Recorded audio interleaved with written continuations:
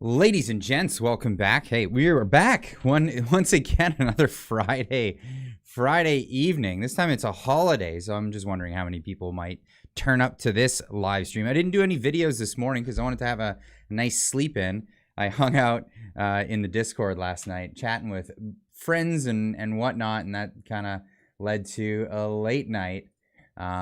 Yeah, it happens from time to time, especially when I'm not working the next day. Lovely, lovely. I hope everybody had a nice day off for the holidays. Anyway, welcome back. Welcome back once again, another Friday night live stream. If you're new to the channel, the idea here is that we do weekly video or daily videos 5 days a week, except this week is the holiday.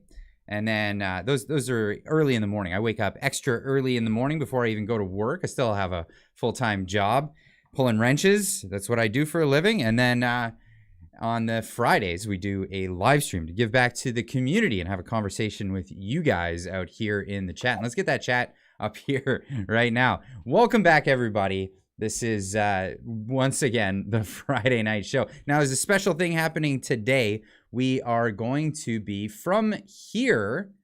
Normally, one thing that we do is that we go right into the Discord and we have a chat in the Discord. And that's usually the routine on Fridays. But we're going to actually be going into another stream right after. And for those that aren't on Twitter, I'm going to try, that are on Discord but aren't on Twitter, I'll try to host the event on the Discord so people can view the stream in there, and we'll just go from there with that. I'm not sure how we're going to work that, but if you're on Twitter, go check it out. And this is the Twitter Spaces that I'll be joining after the live stream here, so that'll be in 2 hours after the time that we spend here in the live stream. So this is gonna be the usual Friday night live stream, but with a different after party thing. Now, Twitter Spaces, if you're not familiar, it's similar kind of to the voice channels on Discord, where other people can join in and pose questions, things like that. You just gotta prompt to put your hand up, and I think it's only available on the mobile device, but for those that are on their computers, I'll try to stream it for people on the Discord over there. I think it'll also be streaming on Rumble. If you join in, we'll make sure that we get you that stream for that as well. But this will be with Wogpog, Singularity Blasphemer. So we're going to be doing an interview over there, and then from there, we'll be going into Ask Me Anything kind of thing.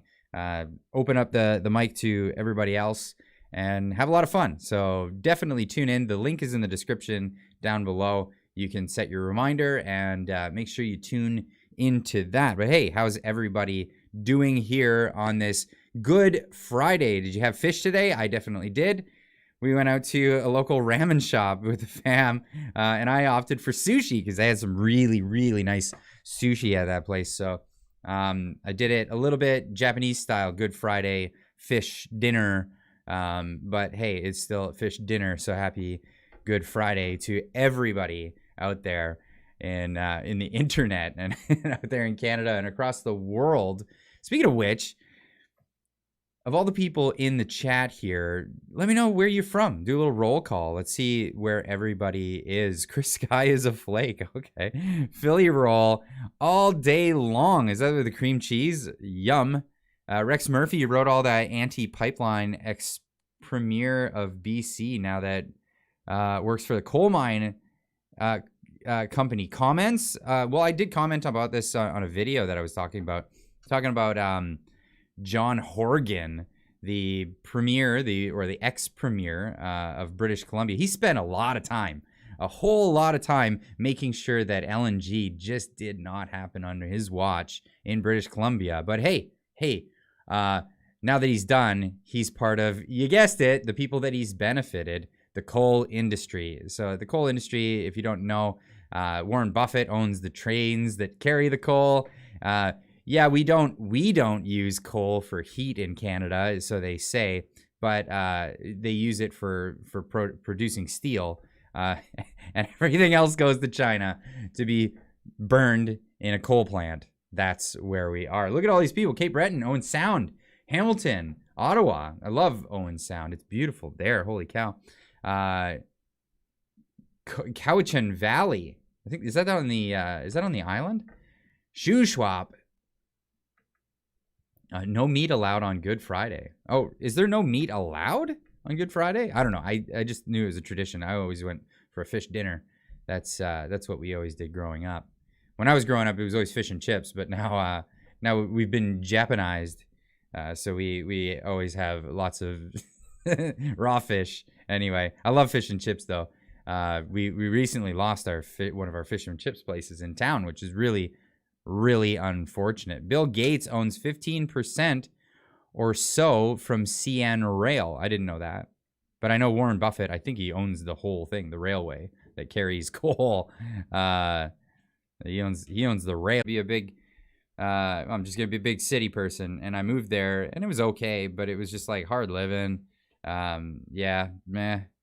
Living in tight quarters, working crummy jobs. I got out of there.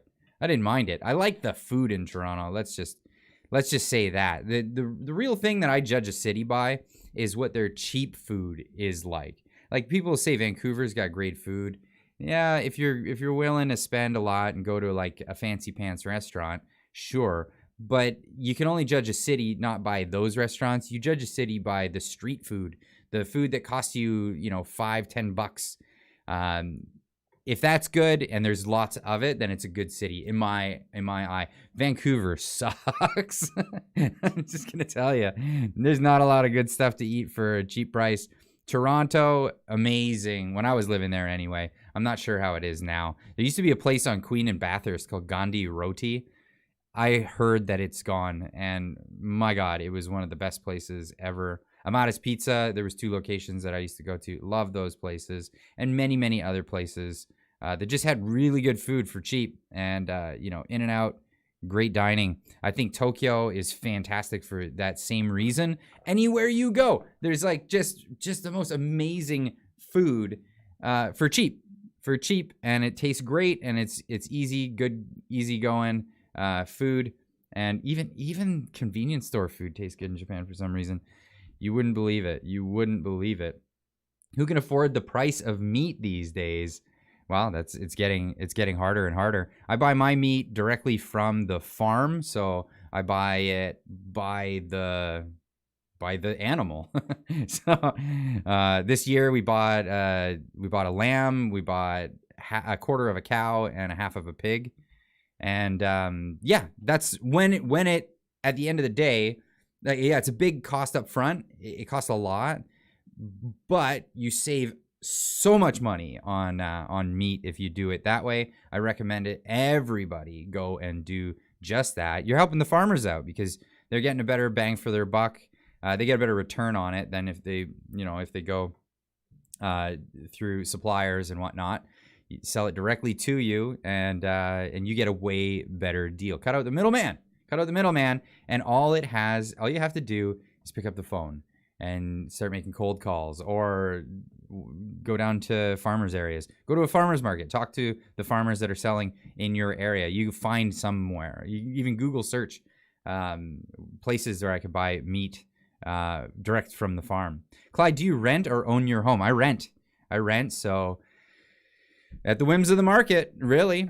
At the end of the day, that's how it goes. But we're all dealing with this, and actually, I got some stuff coming up to talk about in that exactly. Now, for those that are just joining, I made this announcement just a minute ago, but I'll make it again. After this stream, instead of doing the usual going into Discord and having a chat with everybody, I'm actually going into Twitter Spaces. I'll try to, for the people who don't have Twitter or can't use it or can't go on Twitter Spaces because they're not using mobile, I'll try to broadcast it in the Discord so people can listen in from there. But it's best if you listen in directly at Twitter Spaces. But this will be with Wogpog, Singularity Blasphemer, another Canadian fighting for our freedoms, and he's hosting this Twitter Spaces, and he invited me on. He said, come on, mutual friend through Marty up north. Really cool guy. I spoke to him before. He's going to have me on, and then we're going to open up the mic, and then we're going to have an ongoing conversation, and it should be a lot of fun. So everybody make sure, go down, click the link in the description, and set the reminder for that. That'll be after this stream here in approximately, an hour and 50 minutes. It's gonna be a little bit. We got a little bit to go yet on this stream. Holy cow, it is gonna get hectic because there's some things to talk about this week, and it's I wish we could get off of this topic, but we're gonna get into the trannies again this week. It is a thing. I'm a mechanic. Yeah, going out to the strip and blowing a tranny means something completely different to a mechanic. Let me just tell you that is definitely it's a new way of viewing the English language, I think, in this past while as things have been going on. But we'll see how we get into this, because oh my god, there's so much to talk about and so many people's opinions that are flying around. But that's definitely the thing. So let's get into some of this stuff here. Before we get into all that, though, I want to talk about just like how difficult this housing market and this economy is becoming for people, younger people, and even like millennials. Like I'm technically a millennial, I think, born in '82, so I'm a millennial. I think I'm on the older end of millennials. I think that's how it works, or possibly. I know Gen Z is really going to be suffering with this economy. They're just completely. They feel like there's nothing that they can do. Let me just put this video on, because this one really resonated with me, and I think it will resonate with a lot of people out there, because this is just the situation that so many people are living today. And here's a young professional who's just trying to make it in life and feels like she just cannot do it. Just want to know, how do you survive right now? I just got a letter in the mail that my condo fee for my home is going to be increasing 33% this year. And there's some special assessment that they decided to do where now I'm also going to owe another $3,000 of annual fees. So after everything, my condo fee is now going up 74% this year. And it's going to cost me from $2,600 a month to own my home to now over $3,000 a month. I feel like it's just Did you catch that? To own her home. It costs that much money to own her own home.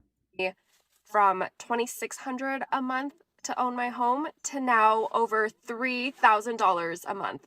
For a condo. For a condo. That's not even a house, you know? Like this, it's a piece of air in an apartment block. But this is the reality that people are going through. This is, she'll own nothing and be happy. This is what we're all going through. I feel like it's just impossible to get ahead these days as a 20-something-year-old. I did everything right. I went to school. I became a medical professional. I have a really good salary. I maxed out my RSP. I saved up my entire life savings to be able to buy a home a couple years ago. And it's likely that I can't sustain living anymore in this home. And I started my career at the peak of COVID as well in Ontario, where in 2019, Bill 124 came in and all public workers' salaries were capped at 1% per year. It feels like a treadmill living in Canada as a young person. Groceries are expensive. It's impossible to buy a home. Rent is through the roof. As a healthcare worker, your wage is decreasing every year. Not to mention the psychological trauma that healthcare workers have gone through the last few years with working conditions and seeing people unalived. If you're a 20-something-year-old, and especially if you're a healthcare worker, can you please let me know that I'm not the only one that's feeling this way. And also, shame on this company. Who's that company? Shame on them. Who is this? Is it? It's backwards and it's on out of focus. Property Management Guild. Anyway, so this is these people, but this is the reality of the situation. We have these young people who, and it's not bums. They're not bums, right? Like these are not bums who you'd say, well, just pick yourself up by your bootstraps. No, these are people who did everything right, everything that they were told that would make them be a success in life. Go to school, get a profession, become a professional, make a good salary, work your way up. She did all these things. Buy a home, get RSPs, do all the stuff, right? Not helping people these days. It's not helping people. It's really not possible. Her car is probably $750 a month. If she has a car, you know, she might be living in a city in a condo and just using public transportation. I mean, yeah. Sad state of affairs. Welcome to China. In Germany, they have multi-generational mortgages, which I fear we are headed to if we're even going to be allowed to own property after any sort of collapse coming our way. But this is unbelievable, and it's making it so just a normal life is out of reach, even for people who do everything right. Now imagine all the people who aren't doing just everything just like she did and aren't doing everything right. Not everybody has a high salary, but healthcare workers, where their wages are capped at 1% every year, they can only go up by 1% every year, which is less than the inflation by a giant margin. So she's correct in saying that it's effectively that she's being paid less every single year. Being in Canada, I don't see any other action for someone who works in healthcare but to leave either the healthcare industry or the country altogether. Like, I really, really feel for that. If they can't do something about the healthcare system, and it doesn't look like they have any plans in the works right now. I mean, in British Columbia, they still haven't hired back the people that didn't take the original round of vaccines.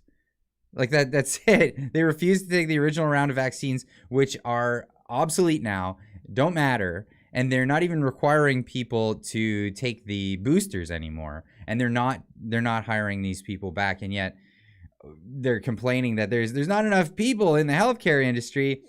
They won't hire the people back, and they won't even pay them enough once they're in.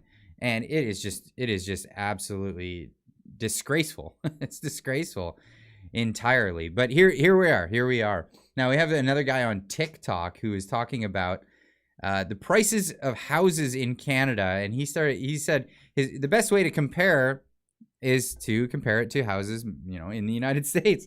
And he did this comparison, and it is just absolutely ridiculous. So let's have a listen here. I don't think Canadians or even Americans or anyone around the world really understands how nuts real estate is in this country. And one of the things I used to do to point this out to people when I was in Toronto, where houses are all over $1 million, was to go online and compare what you could get for the exchange rate in Los Angeles. Now I can do that with properties here in Dartmouth, Nova Scotia, Canada, which is among one of the more poor places in the entire country. Okay, so this is a house in a neighborhood called Porter Ranch, which is in the north part of Los Angeles. It's apparently one of the greatest places to live in California. We're looking at a 4-bedroom, 3-bath house, 2,400 square feet. Pretty nice, $1.25 million US. And here's Dartmouth, Nova Scotia. Mind you, this is on a lakeside property, and the square feet is a bit bigger at 3,340. However, it's a 3-bedroom and 2-bath, and it's a bungalow, and it's $1.8 million, which with the exchange rate is the equivalent cost of the house I just showed you in Los Angeles. And another thing to keep in mind that this house was assessed at $900,000 just 3 years ago. So that's quite a jump. So yeah, it's really bad. By $1 million. Makes no sense. Just about. And no one's talking about it except for the most conservative, fascist-adjacent prime ministerial candidate, Pierre Poilievre, which is messed up. So Canada, this is an emergency. This is messed. You know what's messed is this guy thinks that Pierre Poilievre is fascist adjacent. That's what's messed up. That's what's really messed up in this whole situation. That he's speaking the truth. He's speaking the truth, and then when he says the only politician who's talking about this is like, oh, he's so far out to lunch about everything. Well, have a listen. Just have a listen, man. Because maybe the people who are lying to you about and not telling you about the housing industry are also the people that are lying to you about what the right is all about.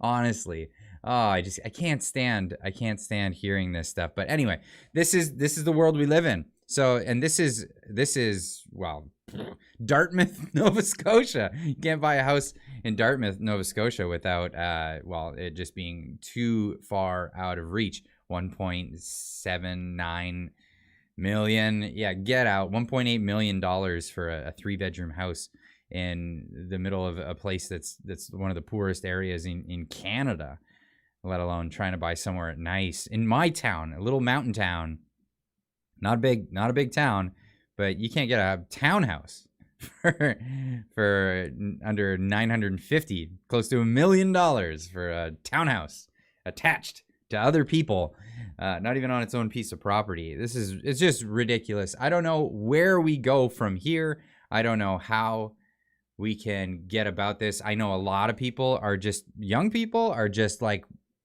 when's that economy going to crash? I can't wait. And it's unbelievable to think that people would hope for an economic downturn. They would hope for a crash because that's what's going on. This is a bubble. You can't, in any sense of the economy, think that this is normal. This is a normal way we should do this. Why not ask the question of changing their lifestyle? I know it's not their fault, but they need to look on what they're spending. Disney Plus. Oh, okay. I thought you were being for real here. I'm like, okay, well, I'm sure they could try to spend things. You gotta get rid of that Disney Plus account. What are you doing? Now, I know a lot of people, like, you look back at the 1980s and people had to make some serious sacrifices because of the rising interest rates and economic downturn, but it led to a great situation afterwards throughout the 90s. And well, let's hope this, whatever comes next, is because we're all gonna be hungry coming up. Hopefully it strengthens people up, because as they say, good times breed soft men make bad times, and bad times breed hard men, and hard men make good times, and the cycle continues. So we're about to see some bad times, and well, just how soft are our men getting? We're gonna get into that later. Clyde, we're supposed to own another, but Clyde, we're supposed to own another, but do not fret. We will be happy. You will own nothing. Actually, you're gonna own nothing, and you're gonna be happy. Isn't that the mantra? Drama teacher is the epitome of a weak man. Well, there's a lot of weak men out there. Let's get into some of this. I'm gonna push this one right to the back so I can talk about it later. Wait, what did I? Yeah, that's what I'm doing. I'm doing it right. Today is just all over the place. So another thing happening this week was the court case. The court case where the government was being taken to court, actual court, a real court of law about the Emergencies Act. And I covered some of that. And I had Eva Chipiuk come on, and she had an interview. If you want to check that out, it's on the channel. It's one of the main videos that came out this week. We got into what exactly was going on with this court case, and the fact that this is something that could actually have some teeth. So there was the inquiry into the use of the Emergencies Act, which we all kind of had our hopes up for. I guess a bunch of us did. A lot of people more cynical and more saying, yeah, nothing's good is ever going to come of this. Why don't we get the chat in on this screen as well? But yes, Eva Chipiuk was informing me and filling me in. Check her out on Twitter. Make sure that you're following her, because she put out many different things, big long threads talking about this. But also on Twitter was Christine Van Geyn of the Canada's Canadian Constitution Foundation. So she's also a lawyer fighting for rights in Canada, and she was filling people in because she was one of the lawyers on the team that had standing in this case, and she put out some really long Twitter threads and also updates on the YouTube channel for the Canadian Constitution Foundation. So, of course, definitely go check those out and we can all get filled in. I've been trying to reach out to her. Hopefully one day I can get in touch with her because she does really good coverage, and I love to have her on the channel to talk about these cases that the Canadian Constitution Foundation have been fighting, and spread more awareness, because more people that are aware of what work they're doing, the more people will likely send donations to their cause, because they're, of course, doing this.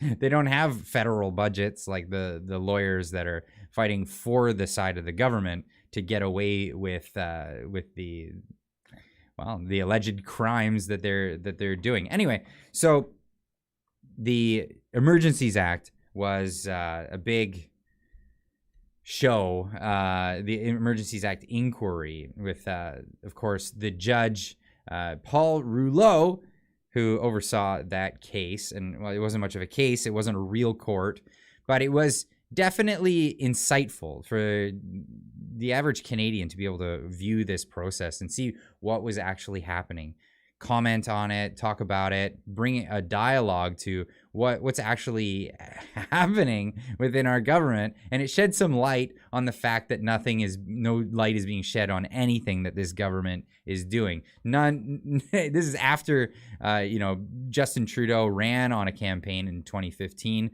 of having more transparency than the previous administration. Of course, there's been way more secrecy in his government than ever before in Canadian history, and also way more scandals, way more scandalous administration. And here we are. This is where we are with this. And even with the inquiry into the use of the Emergencies Act, there's controversy because of how close the judge who he handpicked by the Prime Minister of Canada for this, handpicked so that the judgment would go his way. Of course, Paul Rouleau saying, not by the letter of the law why he thought it was justified, but by his feelings. It was his feeling that the government was so inept at what they're doing, providing their functions. They were so bad at what they were doing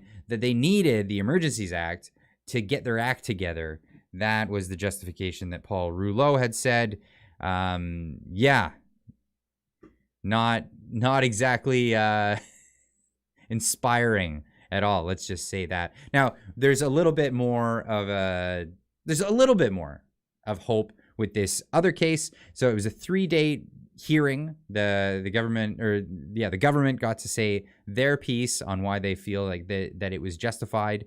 They also they had other parties that had standing in the case step forward and say why they feel it was unjustified. And the judge in this case apparently seems a little bit more impartial. And in fact, when he was younger, he actually was a truck driver. So, and he said he quit that to become a lawyer because of how hard it was. So he's probably a little bit more sympathetic to the everyman in Canada, and we're hoping that it could go better for Canadians and for the rule of law, also for fundamental rights in Canada. If he rules against this, that could set some new standards in Canada. And of course, this is new law. The whole Emergencies Act was written, but it was never used. So this is all precedent-setting situations. That's exactly what's going on. Watch the Popular Report YouTube channel. I don't know that. Okay, I'll have to check that out. Shadow ban on your mic. On my mic. Or on Mike. Who's Mike? I don't know. But anyway, that's what went on this week. So we may not hear the result of this 3-day hearing. He didn't make up his mind immediately. Of course, the judge has to deliberate, figure out, weigh the arguments on both sides. Apparently, it sounded very weak from the government side. The arguments were quite weak, but this is, of course, I'm hearing this from both Eva Chipiuk and Christine Van Gyn. So, of course, they have their leanings and what they believe to be the case. And it sounds like the government's arguments were quite weak. Carl Butler with a $2.20 super chat. Climate engineering cover-up. Could this be covered? I don't know about a climate engineering cover-up, but I know there's cover-ups when it comes to the what can you say, the controversies of the science behind climate change. That's for sure. I know we've all heard the climate gate. There was the hide the cooling, I think, was the what was read in these emails between scientists and I think it was the IPCC, an international governing body of climate change science, and they were discovering that there wasn't the warming that it was supposed to be, and there was definitely issues there. I've been looking to try to. I got in contact with him before, but then the contact fell through. I'm hoping to get in touch with him again, but that would be Patrick Moore. He writes a lot about this. Canadian author and scientist, forestries guy as well. Former Greenpeace founder. He left Greenpeace because they became such a political organization rather than an organization for the benefit of understanding in science and actual environmental issues. No, they put their socialism before all of that. So he had to leave. I'd like to have him on the show so he can explain some of this stuff that's going on, because he's far more well versed in that. But that's definitely a controversy that's happening every day, and we're all being duped by it. And in my opinion, this whole thing reeks a lot of indulgences that we had with the Catholic Church so many centuries ago. If you don't recall what indulgences were. By the way, just before we keep moving on, I'm seeing 343 people in the chat, and I see 162 likes. Come on, bring those likes right up, because what it does is, this is the best actual way to help the channel. If you hit the like button, what it does is it tells the YouTube algorithm, hey, this person has a particular type of content that they like to watch. You know what? There's a bunch of other people that have particularly similar viewing habits. This person liked this. I'm sure they would like it, and they recommend it out. And this is really how you help channels grow. You get out there, you hit that like button, and it really brings up the recommendations into other people's feeds. It helps me out a ton. It helps get the message out there a lot, and it's very much worth it for everybody, and it costs nothing. Just go down and clickety-click that like button. So thank you so much for doing that. But yeah, this is it's the climate scheme, the climate sham, whatever you want to call it. They've been making predictions for so many years, so many decades, and these predictions are not coming true. And it seems that the wool is being pulled off of people's eyes, and they're starting to see the truth. And hopefully that will be the case moving forward. But it reeks, like I said, of indulgences, like we saw back in the centuries past with the Catholic Church when they had indulgences. If you don't know the story, indulgences was a thing where it was a scheme that the church had where, you know, everybody's a sinner. Everyone is born with original sin, but, you know, some people are, you know, a little bit better about the whole sinning thing. You know, the clergy and the priests, they all had double plus good points on their books that they didn't even need anymore, because, you know, you only need to be net neutral on sin to get into heaven. So they could take their super duper extra double plus good points And they can trade them with other people that have been sinners. And you know what? You know what they could do? You could come right into the community and you can have your confession and you can pay for some of those good points. And they called them indulgences. And this was really a scam that they ran. And it was actually part of what Martin Luther, not MLK, not Martin Luther King Jr., talking about the original Martin Luther of the Protestant church. The reason why the church came about is they were protesting against this and other things that the Catholic Church was doing. Big schemes, like serious schemes to screw people out of their money, their hard-earned money. And they did it unabashedly and without any shame. And this is what, are we in purgatory?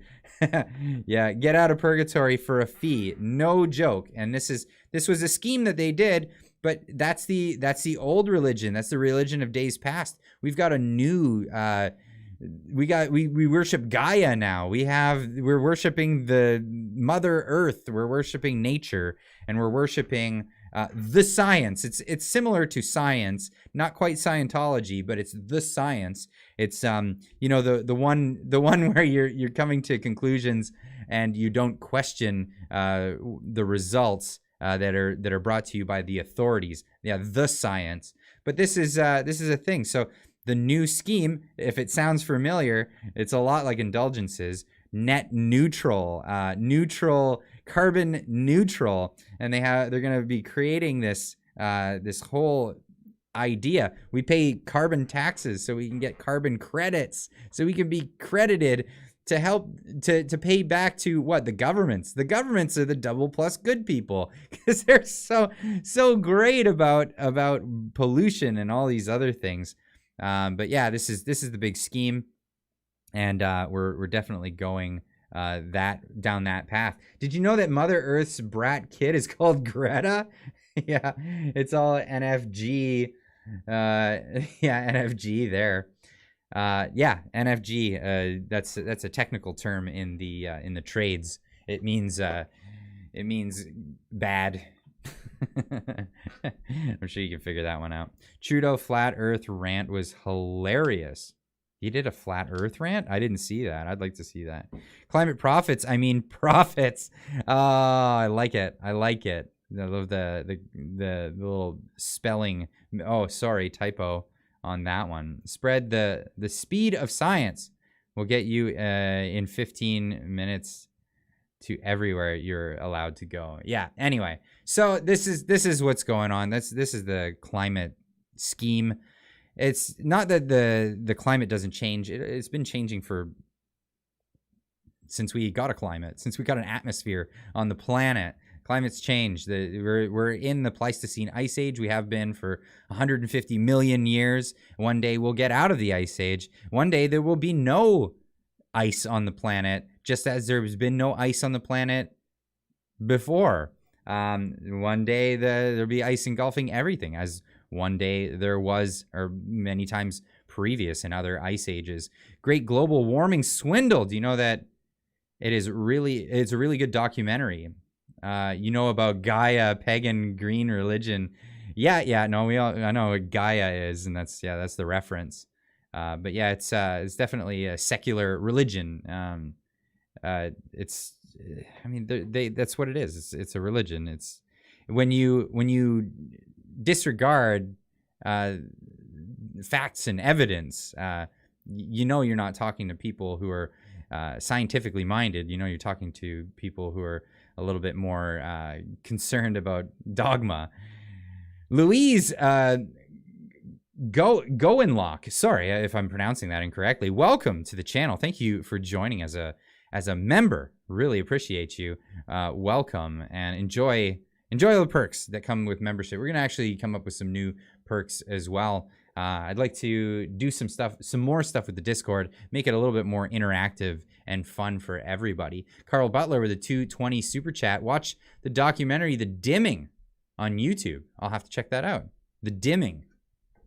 I have not seen that yet, but yeah, let's get into some of this stuff, because what's happening right now, I know we're dealing with stuff here in Canada, but the world's going through some serious changes right now, and there's some people that are actually on our side, and there's some people that are not on our side. And you could say one thing or the other and say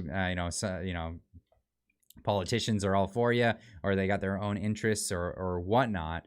But I'll tell you what, the United States is looking pretty grim at the moment.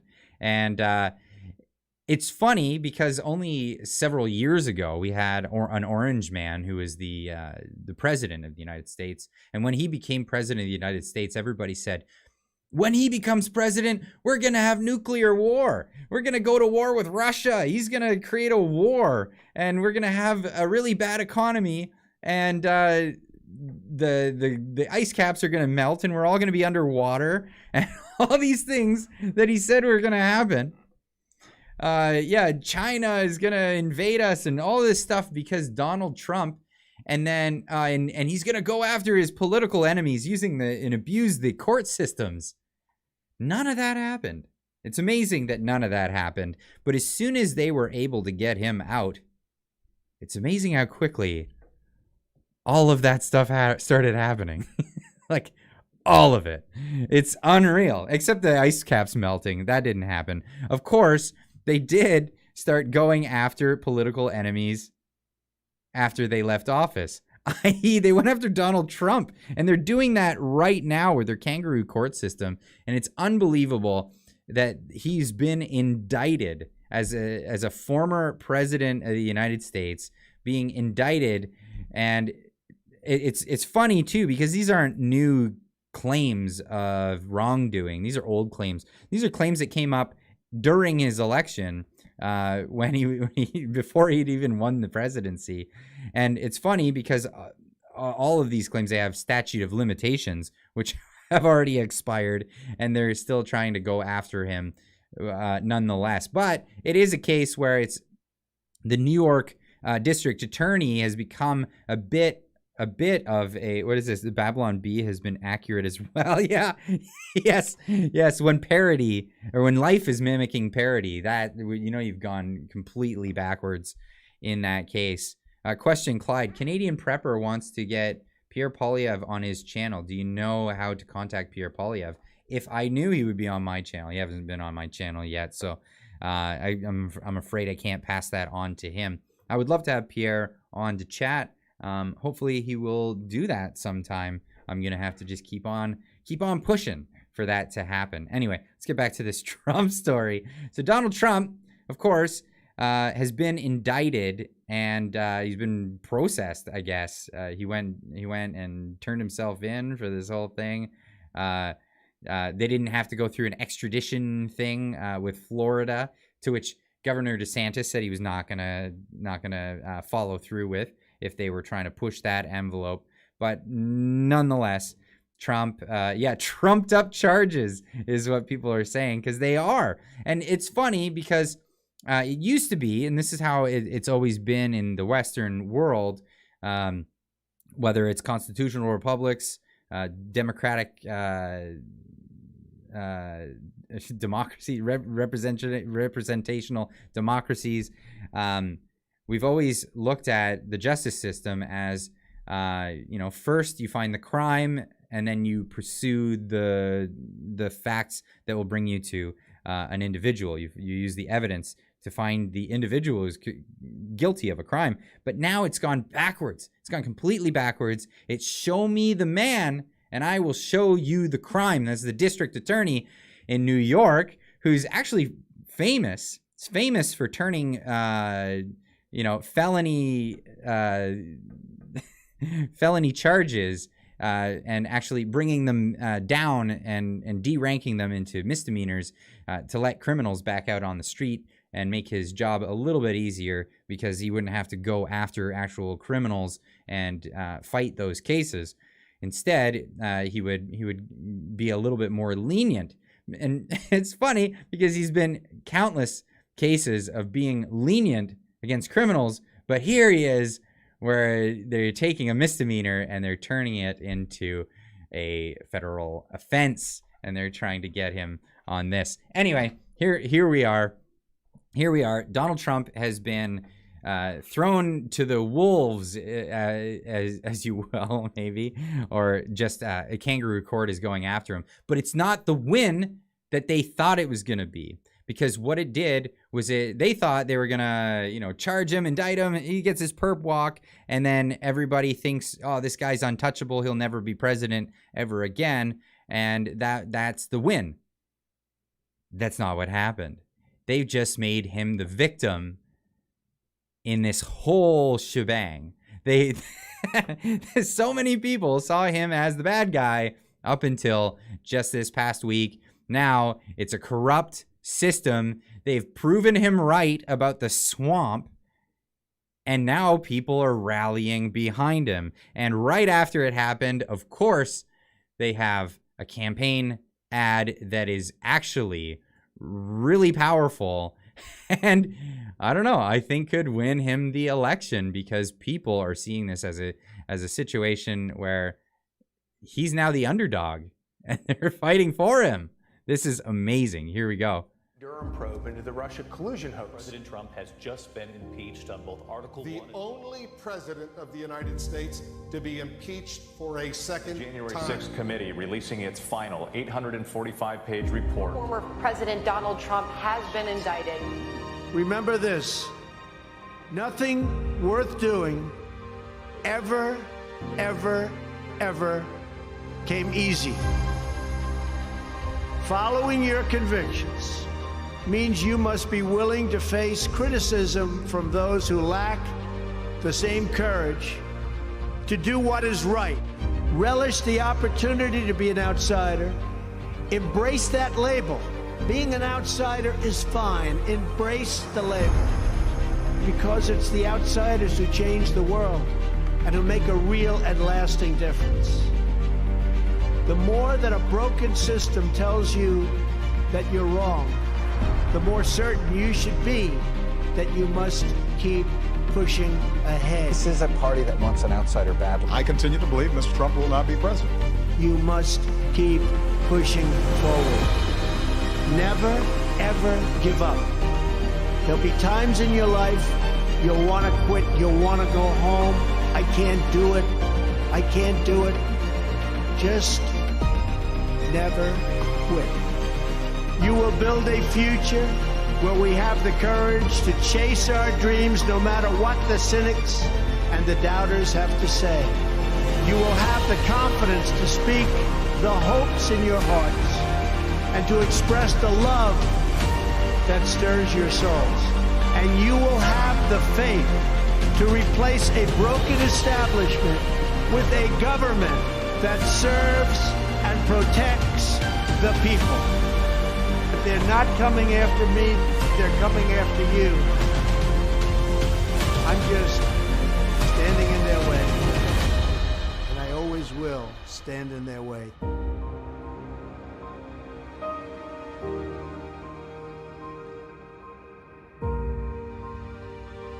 It's one of those.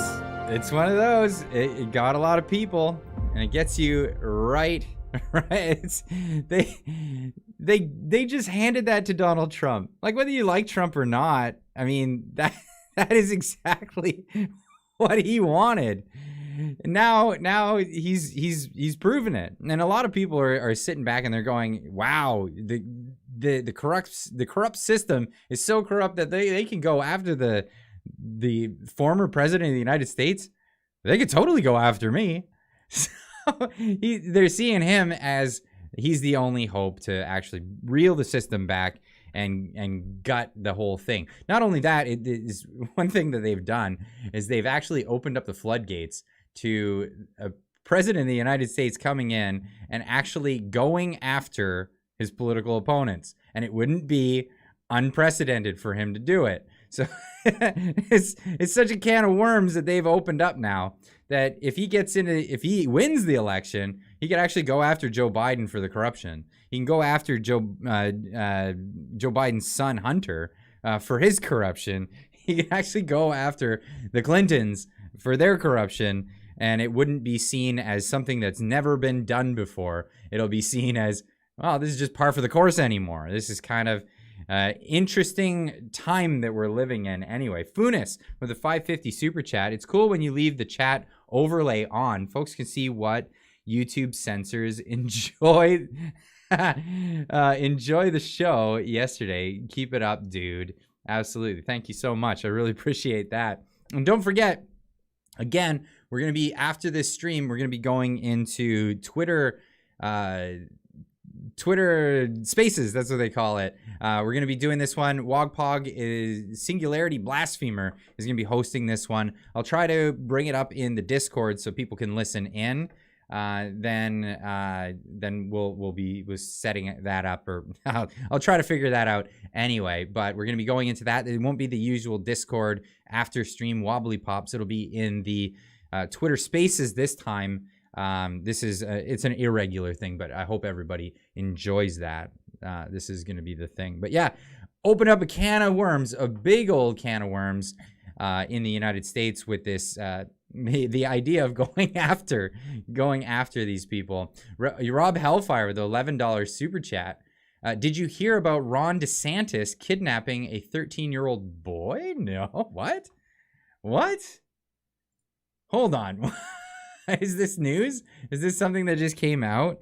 I'm gonna have to look this up. DeSantis. Oh, get out of here. Come on. I'm searching, not tweeting. Search. DeSantis kidnapping. What? Oh, yeah, this is me just finding out live. Breaking news. Governor DeSantis may have just kidnapped a 13-year-old boy. What? Readers added context. Rebecca Jones turned... Okay.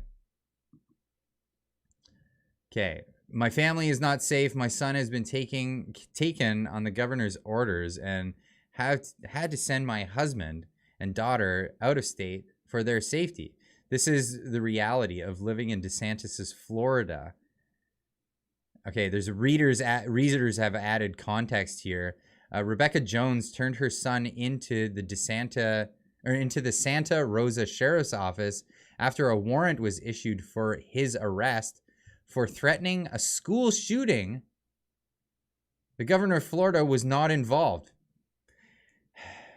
You gotta love these. So I got fooled. I'm gonna tell you straight up. I got fooled recently on Twitter. Well, it wasn't a big fool, but it was the Macron story with the watch, right? So you had the watch, and everybody said, "Oh, it's a 30 or 80,000 pound or 80,000 euro watch he was wearing."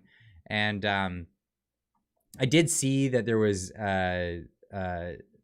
like a heads up on the bottom, which normally, because we've been seeing these all through the pandemic and stuff, you just ignore them. It's different now on Twitter, actually, because this is context that is actually added by users. So this is user added context that then people are voting on. So it's a little bit more open. I'd like to find out more on how it actually works, but some of the fact checks, like if you get fact checks on Facebook or YouTube or any of these places, I mean, it's just the same as it ever was. But now we still respect your nobility, Clyde. Thanks.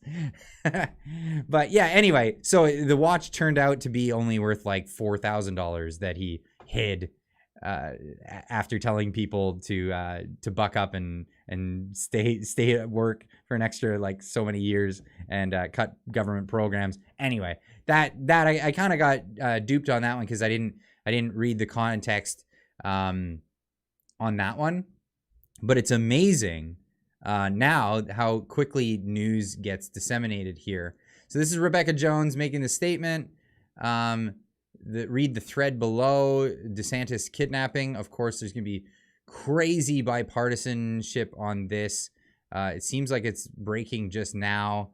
But there's the context. Let's get into the story with context. I got to do the ad blocker thing. Get out of here. Ugh. Ad blocker. You need to update so these websites don't realize that I'm using you. Please. Ad blocker, fix it. Anyway, here we go. Rebecca Jones and me. Embattled former state Florida employee Rebecca Jones announced on Twitter Wednesday night that her 13-year-old son had been arrested in Santa Rosa County for digital threats of terrorism. According to the tweets, Jones said an officer told her a warrant had been issued for her son's arrest after authorities received an anonymous report about messages her son shared in a Snapchat group. Jones says someone claiming to be the cousin of one of her son's classmates joined their private Snapchat group. She says the person recorded the conversations and reported them to the police after her son shared a popular internet meme criticizing police. My family's not safe. My son has been taken on the governor's orders. How would she know this? And I've had to send my husband and daughter out there for their safety. Funis, thanks for joining. Thanks for joining as a member. Really appreciate that. This is the reality of living in DeSantis' Florida, where there's no freedom here. What? Only retaliatory rule by a fascist who wishes to be king. Wow. So she clearly doesn't have any political leanings. Rebecca Jones signs plea deal admitting guilt to a DOH computer crime case. Wow. Okay, that's her past. Failed congressional bid. U.S. Rep. Matt Gaetz defeats Democratic challenger Rebecca Jones. Retains District 1 seat. So she's run for government. She's run for government office and lost. She's also done a plea deal with. Oh goodness! According to Jones, the threat assessment was completed, in which both local police and the school signed off on the message not being a threat. 2 weeks later, Jones says her son was then arrested. When Jones asked the officers who ordered the arrest, she says an officer told her it was the state, which just means government. An incident released Thursday afternoon by Santa Rosa Sheriff Office alleged that a 13-year-old maid repeated threats to shoot up Holly Navarre Middle School and stab students who angered him. Investigators interviewed multiple students who spoke with the teenager, as well as the boys. Funis gifting 5 memberships to the channel. Everybody give a big old thank you to Funis. Everybody who's just gotten a new membership. Thank you so much. Really appreciate that. Investigators interviewed multiple students who spoke with the teenager. Chippy's Outdoor also giving 5 memberships to the channel. Thank you, Chippies. Wow. Amazing. Really appreciate that. Holy cow. Everybody give him a big old thank you for the memberships gifted to you yourself. Thank you so much. In the message to his friends, the teenager made the following statements, among others. I'm not going to read these out loud. You can see that. Okay, so it's a not story. It's a non-story. Wow. Amazing. Who is Rebecca Jones? Jones is a former Florida data scientist who accused a health department of intentionally falsifying pandemic data on behalf of Governor DeSantis. The claims were rejected as unfounded by an inspector general report. So this is something that she could get sued over, no joke. Trying to claim that DeSantis was responsible for her son being kidnapped. Oh boy, good luck with this one. In fact, I was actually on Allison Morrow's channel recently. If you don't know Allison Morrow's channel, go check her out. I'll put it up here and probably get a link for the description. I'll put it in the chat. Allison Morrow, her channel here. Here we go. Allison Morrow on YouTube. She had me on just recently. I think it was last week or so. No debate. Canada. Oh, this was on the censorship bill, but we brought up the story about the sunshine laws.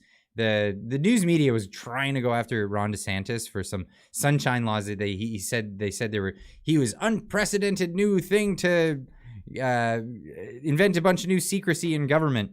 It turns out it was really actually a hard article to get through. There seemed to be like several different weird gripes, but it seemed like the main gripe was DeSantis is actually trying to put forward legislation that kind of gets rid of some of the shielding that news agencies have when it comes to slander and libel. Basically, right now, it is almost impossible if you're a public figure to sue a news agency for lying about you. They can lie about you all they want, but if you're a public figure, if you're not a public figure, you can sue them. And these cases have happened. You've seen the Covington school kids. You've seen Kyle Rittenhouse. These are not public figures. These are, private citizens that were slandered like crazy by the news media, and they've gone on to sue successfully giant news corporations. Now, DeSantis is making it a bit easier for people to sue, basically, because they've made it so it's you have to prove malicious intent.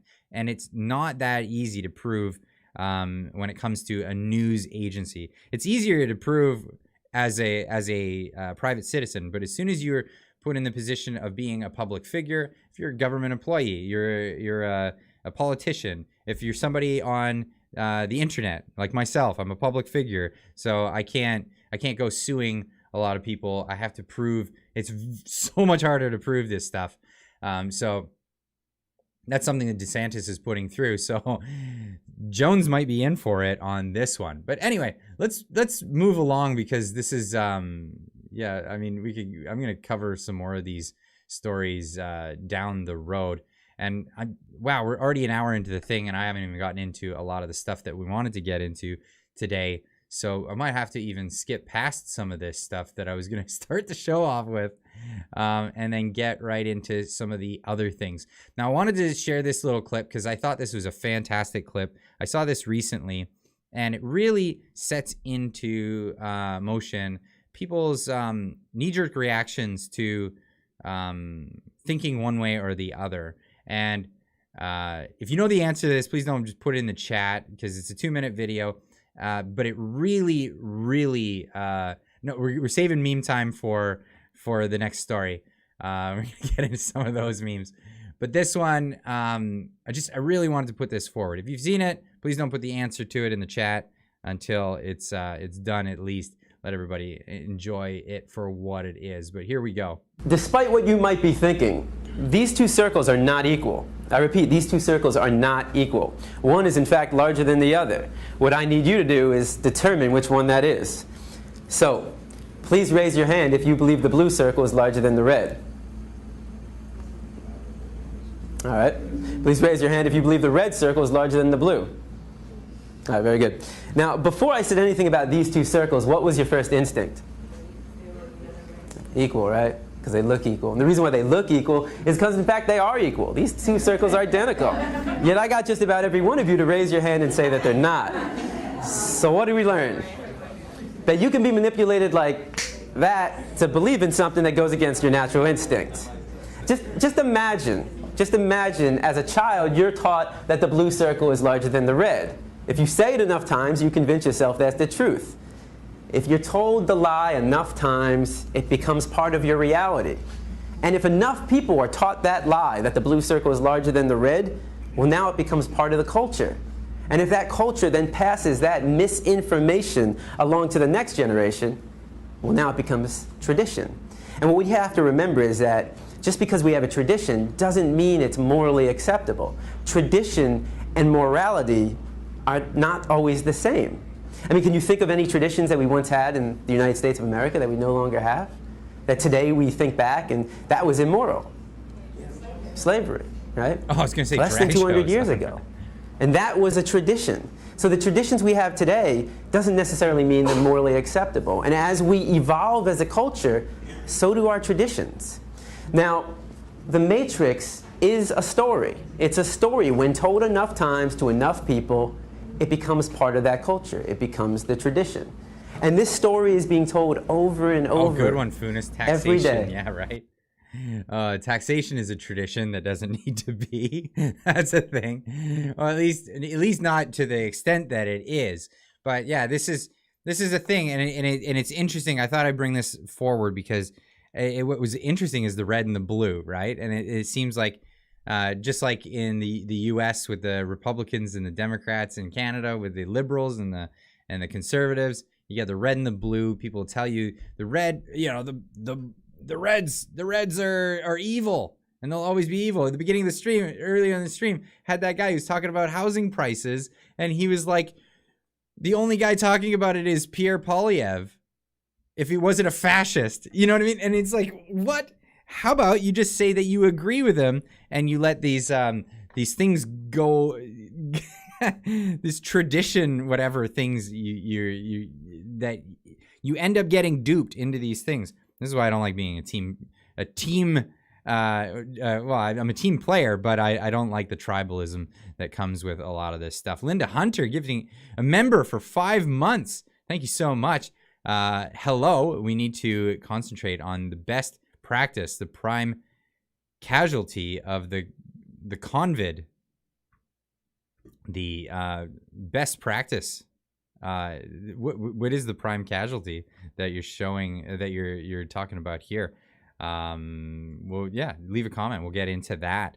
But this gets us into the next story, and well, this is this is one that got a lot of people worked up over the past week or so, and well, it's funny. And this is the Babylon Bee bringing it forward. Beverage pretending to be beer features man pretending to be woman. And this is Dylan Mulvaney, if you didn't know. Dylan Mulvaney is was a gay man, a very flamboyant gay man who is trying to find fame, and found it through a new trend that is known as transitioning from one thing to another. Again, people don't believe that. Some people believe that these things are fluid, but I'd say that these individuals are disagreeing with that by saying that you can transition from one binary thing to another binary thing. Nonetheless, it's been pretty forceful, to say the least. We're in a situation. Sorry, I'm cleaning my glasses. I found a spot on them, but we're in a situation where this stuff is just being forced down our throats so much anymore that people are just getting fed up, and they have gone so far to the point that they're this is the new spokesperson of Bud Light.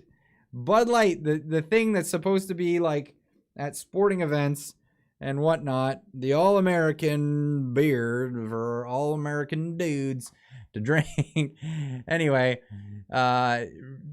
just unbelievable. And what did we get? We got Kid Rock here making his announcement about where he stands on the whole Bud Light thing. And of course, this video went viral. Let me say something to all you and be as clear and concise as possible.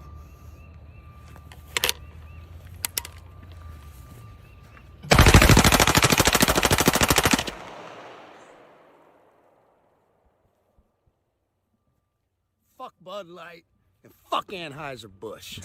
Have a terrific day. Have a terrific day. So, yeah, of course, yeah, Kid Rock making a scene out of this. And a lot of people, he's a terrible shot. Yeah. 9 mil versus Bud Light. Send Dylan to prison for conjugal visit. What? So I don't think this person should be sent to prison. Whatever. I just don't understand the limelight and why these companies, they want to lift this up to such a thing. Now it's backfiring on Bud Light, and apparently they lost a tremendous amount of sales. But I mean, the memes that came out of it were just hilarious to me. This was one of the new Bud Lights that just came out. The new can. Oh, this one killed me. Of course, that's the Trafalgar teacher on a Bud Light can. This being compared to the larger bottle that you can get. You have your Bud Light King can, and then you've got your Big Mike 40 ounce. Of course, goofing on Barack Obama's wife, Michelle Obama. We got Ben Bankus showing a Bud Light ad from 1992 here. Wow. It just keeps going. And this is what's been going on with Bud Light. And I think the best takes from this whole situation in the past week have been for one, Lauren Southern. Lauren Southern did a video. I recommend everybody go over, check out Lauren Southern's channel. Let me pop it up here.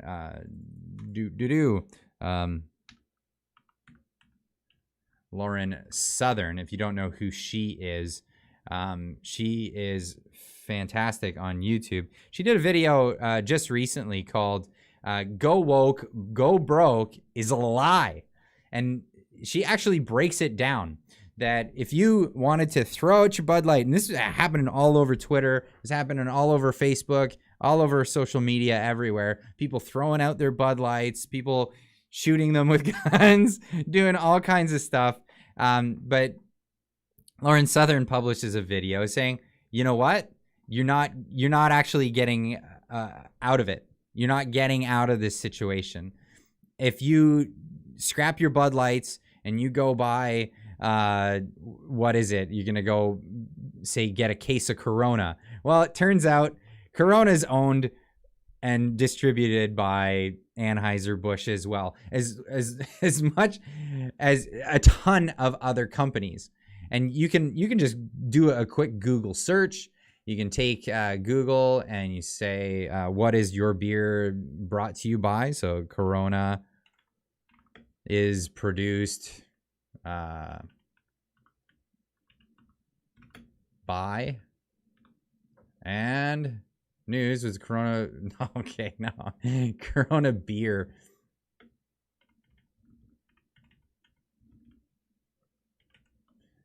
Is produced by, you can search in here and find out beer producer owned by Belgian company. It turned out, where can I find this actually? Lauren picked it up and she shows that it's actually Anheuser-Busch that pushes this stuff out there. So, oops, wrong page. But she puts it out there that it doesn't matter because a lot of these companies, when you get enraged by something that they do, they still have ways of getting you to buy their stuff. And I've said it many times that, you know, you're not really boycotting something unless you used to be a customer. Now, for example, Disney, every time I would go to Tokyo with the family, we would go to Disneyland and we would spend hundreds of dollars on a trip to Disneyland and just for the day, right? And that was something that we normally did. Now, Disneyland has been doing all this stuff about, you know, with their totally not gay agenda and all of this stuff. And, you know, I disagreed with it and I don't like the direction of their company. And so what did I do? I decided I'm going to go to a different theme park. I'm going to take my kids to a totally different theme park when it comes to this. Now, I didn't go to another place that just happened to be another thing owned by Disney, but I did go to Universal Studios. And some people might say, well, Universal Studios is, you know, they're not innocent in all this as well. But that was brought up by Matt Walsh this past week. And what he said was, it's interesting how the left is so good at the boycotting thing, but people on the right are not good at it. Because what happens is you end up, like Lauren Southern says, you get mad at their product and then you just go buy something else from their product line and it doesn't hurt them at all. And they might just like lose out on one particular product line, but then you end up coming back to it after everything blows over. What he's suggested is, no, do things like the left does. Pick a company and go hard at them. You find one company or two companies and you go completely hard at them and set an example for other companies not to cross you. And this is what is actually effective. And this is what they were pushing. Matt Walsh was pushing out. Lauren got her video title from Matt Walsh. Did she? Okay. I didn't know it one came before the other. I saw one before the other. But yeah, get broke, go broke is a lie only in the fact that a lot of these companies just don't care. Now, I put it out on Twitter. Let's see if I can't find this because I put this out the other day. Because this is actually how I feel about it. Here we go. I'm going to stick to my favorite beer, Asahi Super Dry. Super Dry Namabiru. Here's to not going here's to not going woke. Cheers. Go woke, go broke. So this is actually a company that is not distributed by Anheuser-Busch, and I'm happy to continue to drink my Asahi Super Dries. It would be funny if a lot of other companies were to do that. Some people are saying Coors in the chat. I'm just gonna stick with what I was drinking already. So I can't in fact actually join the boycott, but I can continue to not drink Anheuser-Busch products, and that's kind of where I'm sitting with that one. Yeah, lots of people in the chat saying the same thing as they were saying in the comments here. Japanese beer is actually great, says the pleb.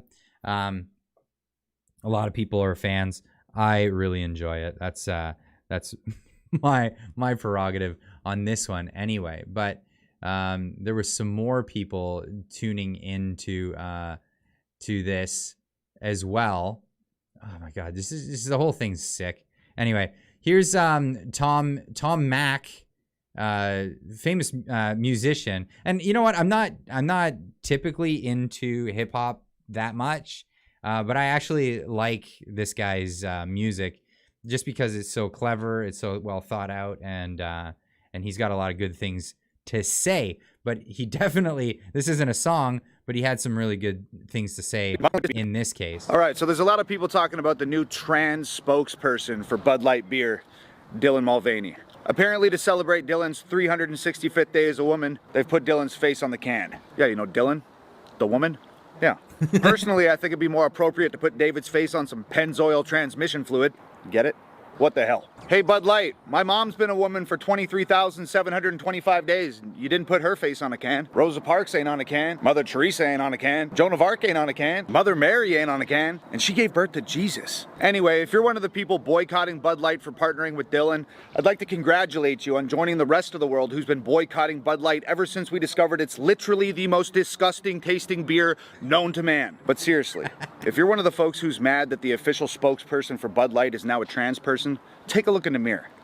You're drinking light beer. You're halfway there yourself. All right, so there's a lot of people talking about... I don't know how not a lot of people came up with that line, but just, oh man, good job, good on Tom McDonald here for that one, because that is just amazing.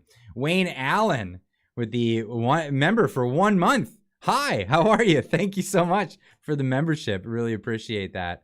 And yeah, this is really good. This is really good. But it's just the craziness doesn't stop. It doesn't stop. Even Ben Bankus putting this one out there. Ben Bankus, of course, a Canadian comedian running for mayor of Toronto, puts this out there saying, how are we going to tell our kids this is how a dictatorship started? Oh my God. And we're going to get into this story. Covered this this week. I covered this on the channel as well this week, but the craziness just doesn't stop. Like, it doesn't stop. Here is, yeah, this is a drag company. I don't even know how to say this. This is a drag company called Drag Syndrome, featuring vulnerable people with Down syndrome dressed in drag, paraded around on stage, and made to perform at LGBT bars across the world, making huge profits for the company exploiting these vulnerable people. This is something like it's insane. What's going on? Where is my champagne? Where's my wine? I mean, like, Where's my diamond ring? Where is my gin and tonic? Where's my martini?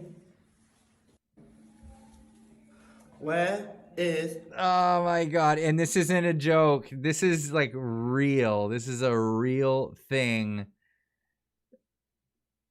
This is a real thing. I mean, like, it's kind of funny, but it's like at the same time, it's so cruel.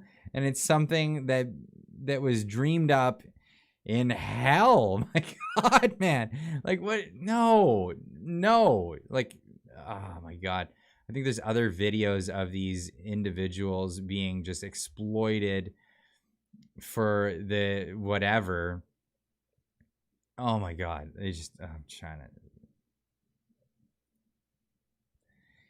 I don't even know what to tell you. This is sick. Like, Pascal, and I hope everyone to come to the Rio Cinema. I hope you guys can come. So we are hosting it. So please come along and please have fun and enjoy this wonderful film. Thank you. On the 29th of March, please come to Ariel show. If you don't, I will cane you. If you don't, you get one of these. Come to the show. Get the party started. Or I can get the house down with the two men. It'd be all mine. Come to the show! so this is disgusting. So these vulnerable people with Down syndrome, they're part of a UK drag company that dresses them as drag queens and parades them on stages in LGBT nightclubs across the world. This is pure exploitation. All these people are being exploited for the profits or for profit and to push trans agenda. And this is the thing. And this is so wrong. It's so wrong what they're doing here. It's like, I had to showcase this because, like, the idea of morality is just being like balled up and thrown at the window in this world. We are really like at a point where I think they've gone. Oh my God, I don't even know how to word this without getting myself in trouble here. They've crossed lines that should never be crossed. And what for? Is it like I'm trying to compose it in a way. Just bear with me here. So we've gotten to a point where nobody cares about consenting adults, legally consenting adults doing things that they want to do. It's not even contested in society. Nobody cares. If you're a consenting adult, you go do a thing, and you know it's not an issue. Nobody cares. Some people maybe care, but not enough that even matter, right? It's not even enough that matter. Where people care is when you start crossing a line into the area of people that cannot consent to things. When it comes to children, we all know that children cannot consent to a plethora of things, not just sexual things. A number of things they cannot consent to, and they can't be subjected to these things at the will of an adult without, of course, and of course, it's just not it's not a thing that can be consented to. Now, they're also now crossing into the area of mentally handicapped people, and it's just it's another, like, it's almost it feels like it's intentional. Like, hey, how can we go so far that we're crossing the line into just pure evilness like this? I mean, what else do you call this? What else do you call that? I mean, the exploitation of people with Down syndrome, you cannot be serious. But this is the world that we're living in. And oh my God. Now, it wasn't long ago that this aired. And I think a lot of people missed this, but this was, I don't know how I can word this. This was a video that came out from, what was the organization? It was some gay men's choir in the United States. And this came out, and it's a doozy. But they weren't lying when they said that they're coming for your children. They didn't hit it, they didn't hide it, and they mean it. And here's the video here. And of course, now it's struggling to load because I messed around with it. Hit refreshing on this one. Celebrate Pride on the progress we've made over these past years. There's still work to be done. So to those of you out there who are still working against equal rights, we have a message for you. You think we're sinful? You fight against our rights. You say we all lead lives you can't respect. But you're just frightened. You think that we'll corrupt your kids if our agenda goes unchecked. Funny, just this once, you're correct.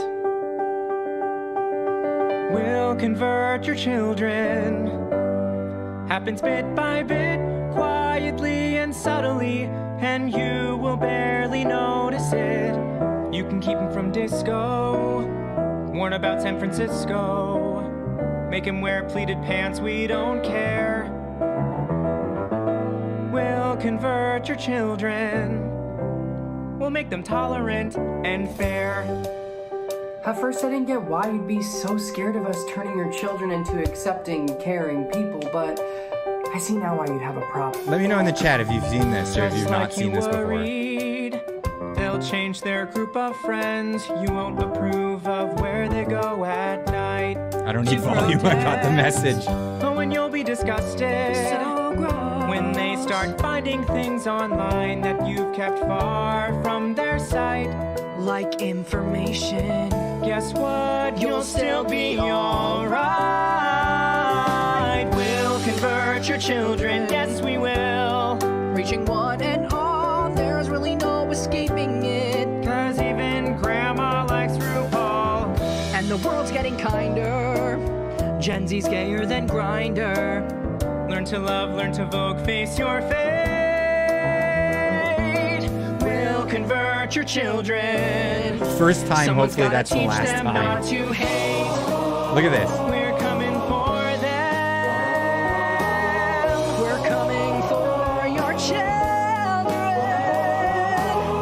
We're coming for them. We're coming for them. We're coming for your children. We're coming for them. Okay, so that's enough of that. So, well, somebody took this clip and they actually overlaid it with another clip that's been circling around on the internet recently, and you might recognize some of this footage here. We're coming for your children. We're coming for them. We're coming for your children. We're coming for them. Yeah, that looks a little bit more suspicious. Jeez, man, I don't even know what to say about this. So that was something that recently happened. Yeah, that was a school shooting that happened recently, and that was at the hands of a transgender individual. This is third, fourth, fifth school shooting or mass shooting that's happened recently that was involving someone who identifies in the LGBT2S LGB. Sorry, you gotta start it with the 2S. That makes a lot of sense. Now we had a thwarted plan that just came out yesterday. This is a wannabe shooter owned the Communist Manifesto, called Trump a con man, and this is some individual. God, I mean, just like, where do you go with this? Wannabe shooter Lily Whitworth owned a Communist Manifesto called Trump a con man. Get off the screen, you.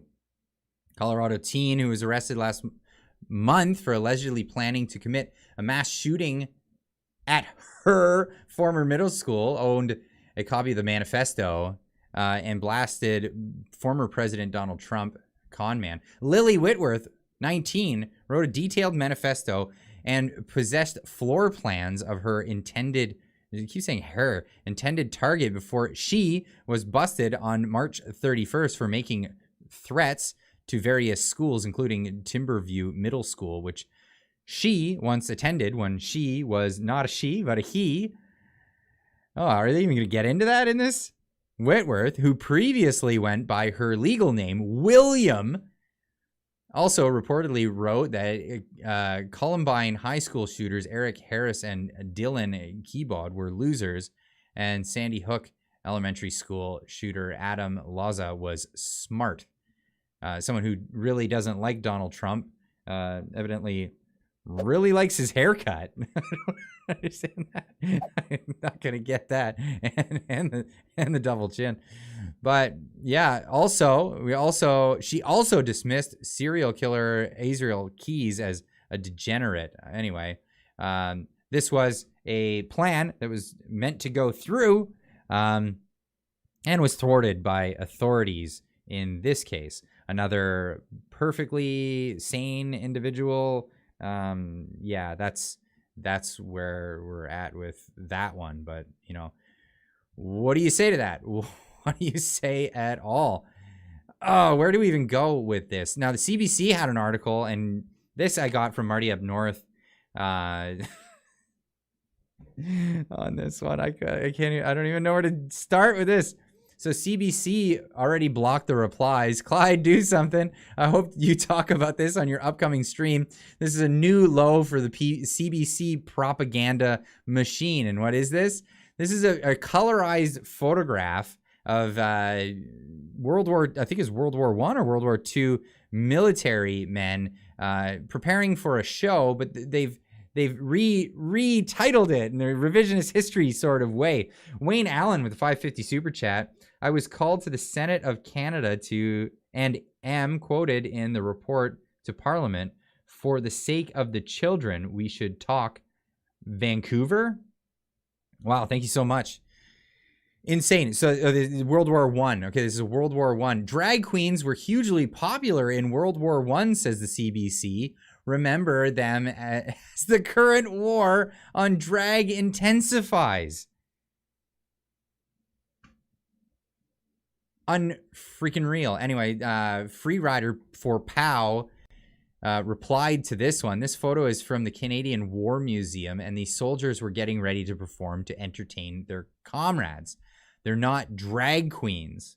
So here's the photo before the colorization here. And so many people pointing out in this, and it's unbelievable. Is this a different article, or is this the actual tweet? Drag queens were hugely popular in World War I. Remember them as the current war on drag intensifies. And this is by Peter Nyek. I don't know how to pronounce that. Nyek. Every single division would have had a female impersonator as part of their concert troupe. Yeah. Because, you know, it's just crazy. Let's get into a bit of this. November 26, 2022, a dozen or so men dressed in all black and wearing balaclavas marched across a parking lot towards a bookstore in Sarnia, Ontario. They reached their destination. They would stand militantly in protest for the duration of the event. Event inside their mission to destroy the joy of young children being read a picture book by a drag queen. CRT Lee with a $22 super chat. Those who constantly preach about love and tolerance are usually one of the most vile and toxic people I've seen. Yes, I've seen that far too much. As anyone paying attention knows, this is not even close to an isolated incident. The war on drag queen story times has become a rampant and relentless as it is ridiculous. Now, okay, this story is just ridiculous. Now, I've said it before. that I don't. Oh, Noob 431 gifting the 10 memberships to the channel. Thank you so much. Really appreciate that. And everybody out there that just got a new membership, better get in there and thank Noob for that one. Thank you so much, my man. So what's being confused here, of course, is the difference being drag shows are specifically a thing, a burlesque type adult entertainment that has no place around children. It really has no place around children. Now, there has been tradition in theater that is gone for centuries, where, you know, men were the only ones allowed to work in the theater. So, I mean, I don't think the CBC wants to bring that back. I don't think they want to bring back the misogyny of only men being allowed to work in theater. Although this is a different story because this is, of course, men at war. And so they're trying to put on entertainment to boost the morale for a bunch of people that are marching in to possibly die for their country and for our freedoms and for all of this back in World War I. And now the revisionist historians of the CBC have come back and called this a drag thing. Now, it's gone back in history. Shakespearean history, only men were allowed to be in the theaters. Japanese history, kabuki theater, only men were allowed to, and it's famous. They had there's still today famous men that play the part of women in kabuki theater. It's just they still go by tradition in Japan that men are the only people to be. Women aren't allowed to be members of kabuki theater. Maybe in some odd circumstances, but no, this is just a tradition, and it's not a sexual thing is what needs to be absolutely put forward. And not only that, even if it was sexual, this is in front of a bunch of men. This is never put towards children. And well, I'm going to guarantee you it's not about that. And we've seen it time and time again where it's compared, you know, Mrs. Doubtfire is being compared to drag shows. Mrs. Doubtfire was not a burlesque drag comedy. It was a, you know, all ages, you know, PG-13 story about a man who just wanted to be closer to his children and used a disguise to get closer to them. And it's being blown out of proportion. And this is just another example of it. Now you can go through the CBC's tweet here and look at some of the, well, I can't show that. And that's exactly what is actually happening at those drag shows. I'm not showing that again. Not happening. But a lot of the comments before the comments were shut down were talking about that. It's this person saying, so were minstrel shows, and I don't see them being celebrated by CBC. So yes, back in the day, minstrel shows were actually a thing where people would dress up in blackface, make fun of black people, and that was it's actually comparable. So drag shows are you know, portraying women in the same way minstrel shows portrayed black people, and it is offensive. It is offensive because it's the point of it. Now this is, I just want to read some books to your chickens. Of course, and that's it. Come on. Also, this looks like pantomime, which is not drag. Yeah, it's not drag. This one, I put this one out on the communities tab. This one's just too good. Hey kids, want to hear a story? It's a nightmare. It's a nightmare. I swear in the future, the people are going to be writing books, and instead of like, because, you know, horror stories, they would have clowns because, you know, clowns were terrifying. And some predators actually used clown costumes to go after their victims. Most notably, John Wayne Gacy. He was a serial killer in the United States who was also a clown. This is going to be the future. It's in the future. They're going to have drag queens as these things that have just terrified children in today's day and age, and the future horror stories. You know, goodbye Pennywise the clown. It's going to be whatever drag queen, RuPaul, the devourer of children. And that's our future here, for that. Of course, here's the CBC. Just doing their thing. But yeah, unbelievable. If a vagina doesn't make you a woman, how come lipstick and high heels and a handbag do? Interesting questions being brought about. Now, this is from Oilfield Trash. Go follow him on Twitter. Great account to follow. Trans activists are a bunch of unhinged lunatics. Prove me wrong.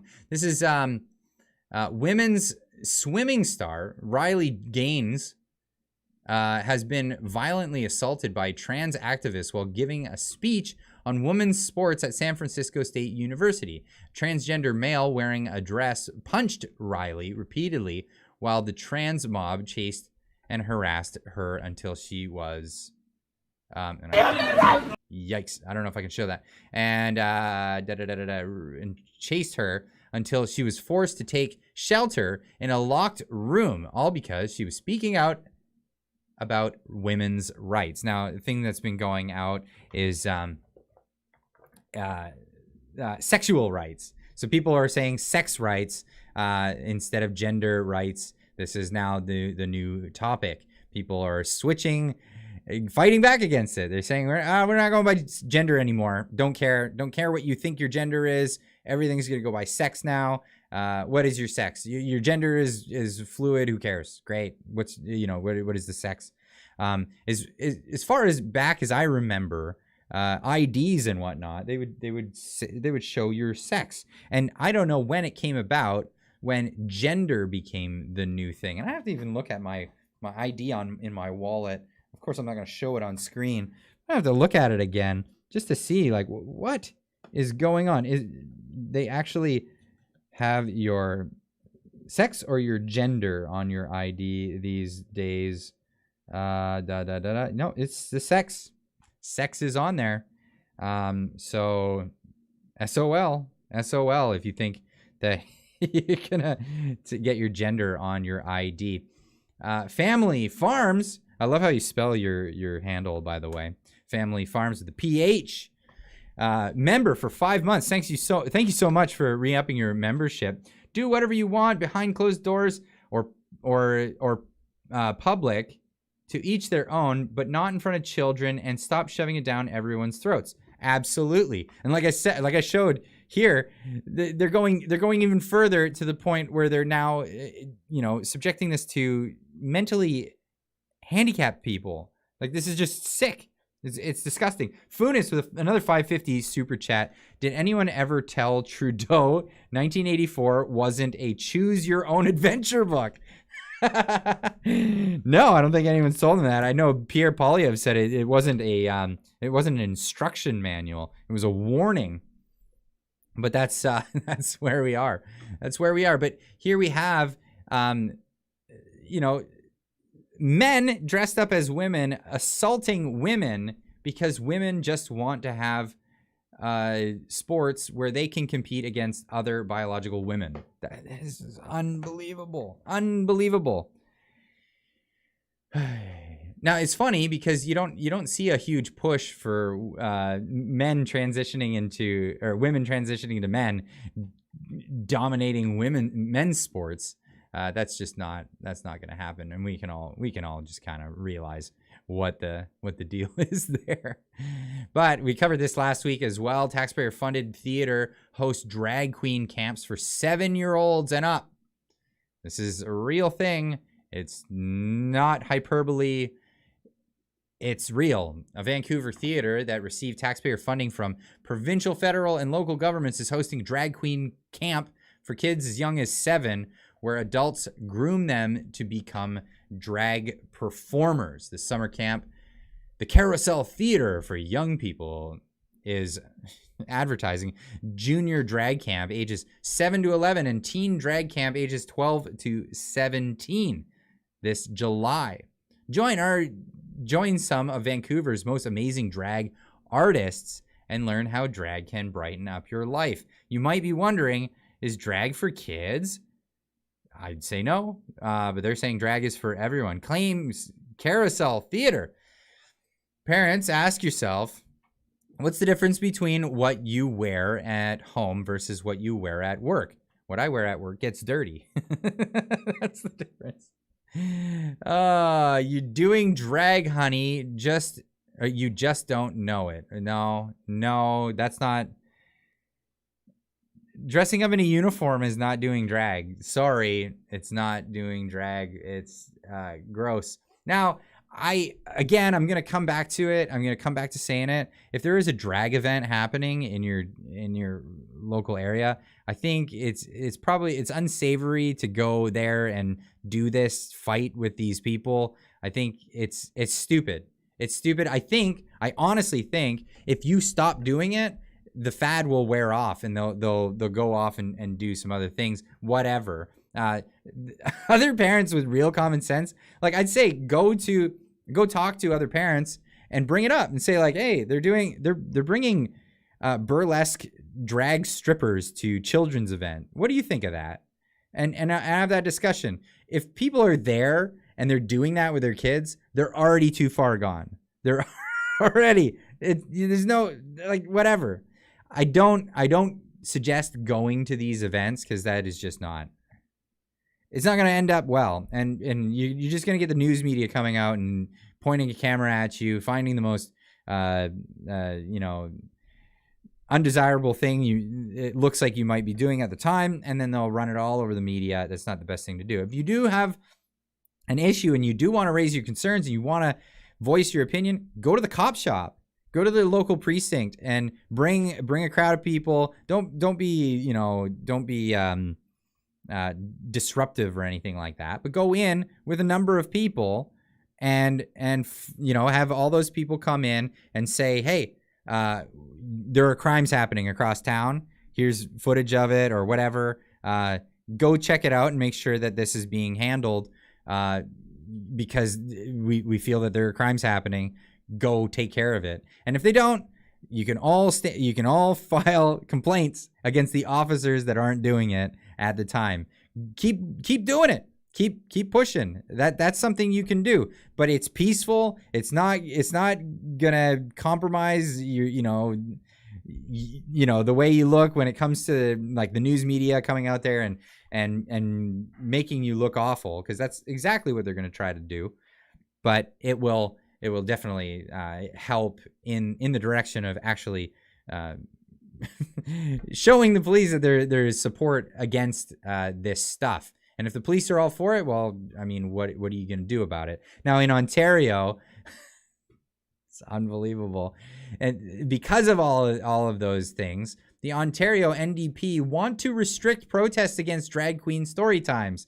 Now, if you think this is about drag, you are freaking mistaken. You're absolutely mistaken. This is not about drag. This is about stopping your ability to protest stuff. Absolutely. Because, I mean, it's drag today, and then it's some other thing tomorrow. And what they're doing is they're passing legislation to make safe zones for whatever reason, some arbitrary reason. And then when you don't abide by their safe zone, you can be fined $25,000 or even thrown in jail in some cases. And they make a safe zone of up to 100 meters. The Ontario NDP introduced a bill Tuesday to designate safety zones of 100 meters around venues where drag queens read to kids. Now, like I said, this stuff is inappropriate. If it's happening in your school, put an end to it. But if it's happening at a public event, I mean, there's not really much you can do about it except file a complaint with the police, in my humble opinion. But you guys are all free to do exactly what it is that you choose to do. But here it is. NDP MPP Kristen Wong Tam private members bill goes one step further than similar bylaw recently passed in Calgary, until, of course, Derek Smith becomes the mayor of Calgary. We're all hoping that ends up becoming the case, to which he'll put an end to, breaking the Charter of Rights and Freedoms and your right to expression on public property.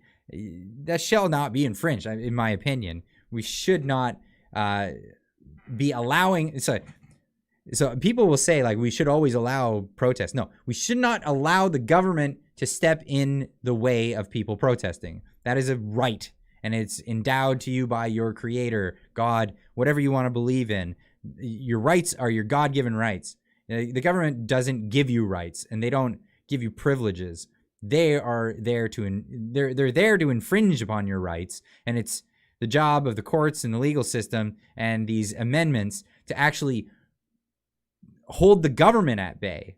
These are your rights. You have a right to protest, whether it's savory and whether it's going to be effective. That's another story. We can have these discussions, but I disagree with actually going to these events. But they recently passed an event, or passed in Calgary, that it would apply to the entire. One step further than a similar bylaw recently passed in Calgary, as it would apply to the entire province of Ontario. The topic that brings us here is deadly serious, said Wong Tam. Wong Tam is she's really out for it. She's really out for it. The rise of hate and violence facing the S2S. Okay, I just showed you. I didn't show you the clip, but we just talked about a clip with a woman being attacked by a pretend woman because the woman just wanted to have sports and compete in sports against other biological females. But who's being subjected to violence? Okay, whatever. I think we're just gonna agree to disagree on this one. The rise of hate and violence facing the 2S LGBTQI plus communities, including the drag artists happening across Ontario right now, and right across the nation, is being alarming. If passed, the bill would allow the Attorney General to create designated safety zones, which would prohibit protests from happening within the area. Those found violating the zone could receive a $25,000 fine. Unreal. Absolutely insane. Insane. Here it is. Dan Dix put out there. What the F? They're doubling down with a new bill to criminalize anyone who speaks out against transgender agenda with offensive remarks, with a penalty of $25,000 if prosecuted. Trish Prue with the $5.50 super chat. Thank you so much. Charter rights in Canada, U.S. government Charter rights in Canada, us government given, or is government given. U.S. are God given. I don't believe that to be the truth. I mean, of course, there's the legal argument that it is the government that endows us with our rights, but I would say that we are born with rights, and these are God-given rights. Government has no right to say that they are more powerful or more important than God himself. But whatever you and I know, Trish, you're probably on my side about this, and I get that's the argument in semantics, but I don't believe that to be true. In the charter, it does say that these rights are endowed upon us by God, and that is true. Except Trudeau with his Weasley little notwithstanding clause in there to usurp those rights when it's convenient. See, the thing is, rights are not about convenience, right? Rights are when it's least convenient for the government. Rights are about that. They're not about, I have the right to jaywalk if I want to. It's not about that. It's about when it's least convenient for the government, because they are the thing that's to be held at bay. Anyway. To which I replied to this statement: sticks and stones may break my bones, but 25 grand will ruin you. That's for sure. Here we go. Firstly, it enables the Attorney General to create a 2S LGBTQI plus community safety zone to prohibit within 100 meters of the property any homophobic, transphobic act of intimidation, threat, offensive threats, offensive remarks, protest, disturbance, and distribution of hate propaganda within the meaning of the criminal code. It also comes with it a penalty of $25,000 if prosecuted successfully. Yeah, this is just tyranny creeping in. You know, they make this to say that this is what they're, you know, this is the point. It's not about gays and lesbians and all this other stuff. If you look back at Yuri Bezmenov when he talked about ideological subversion, if you don't know who he is, please look him up. He's got lots of speeches you can find on YouTube. Yuri Bezmenov. He was ex-KGB involved in ideological subversion, espionage. This was what they were doing. And he talked about it. He said they sowed the seeds of Marxism in the universities, and then the Soviet Union died, but that doesn't matter because it's still coming through to its inevitability, right? And what he said was, it doesn't matter how ridiculous it gets. In fact, the more ridiculous, the better, because the real demoralization comes when it's completely absurd. And of course, once the movement has taken foothold and the new normal comes to play, the people who take hold and become powerful, they get rid of the what he calls the useful idiots. They get rid of them. You think these laws are there for transgenders and for drag queens? No, they're there for the state apparatus to be able to stop you from protesting when it matters. It doesn't matter with some of this stuff. It's stupid. You know, I mean, obviously it matters when it comes to indoctrinating children because we want to put an end to that. But that's the thing. By the way, Two-Spirit, I had to look it up, and that's this thing. Two-Spirit, also it is a thing. It's a modern pan-Indian umbrella term used by some indigenous North Americans to describe Native people in their communities who fulfill a traditional third gender or other gender variant, ceremonial and social role in their cultures. The term Two-Spirit, originally chosen, was created in 1990. Super traditional, right? At the Indigenous Lesbian and Gay International Gathering in Winnipeg, and specifically chosen to distinguish and distance Native American First Nation people from non-Native peoples. Oh, okay, so it was racist in nature. Golly. Anyway, we're getting super far into this stuff. Just another quick one here.